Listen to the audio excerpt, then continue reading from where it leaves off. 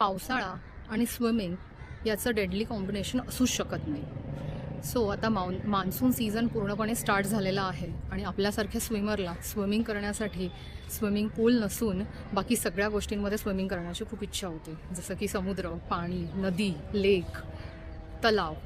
पण हे सगळं करत असताना आपल्या काही गोष्टी लक्षात ठेवायला हव्यात की आपल्या जीवावरती पण बेतू शकतात. तर त्यासाठी आज काही मी तुम्हाला टिप्स देत आहे.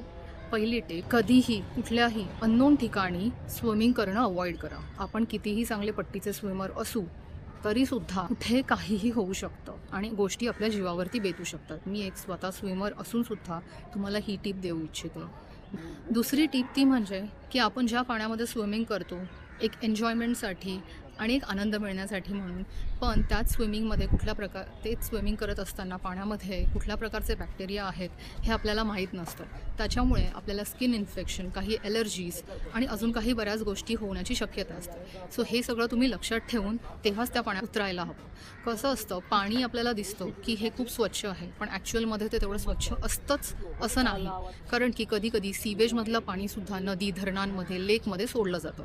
त्याच्यामुळे स्किन इन्फेक्शन होण्याची खूप चान्सेस असतात. आता तिसरी टीप अशी की कधीही कुठल्याही अननोन ठिकाणी, तळ्यामध्ये, लेकमध्ये, धरणामध्ये स्पेशली कधीही सूर किंवा डाईव्ह ही अजिबात मारू नये. यामुळे काय होतं की धरणांमध्ये शक्यतो गाळ असतो जो आपल्याला दिसत नाही, पण जेव्हा तुम्ही उडी मारता तेव्हा त्याच गाळामध्ये तुम्ही रुतू शकता आणि जेवढी तुम्ही आपली बॉडी मुवमेंट करता तेवढ्याच प्रमाणामध्ये तुमची बॉडी आतमध्ये अजून पाण्यामध्ये खेचली जाते.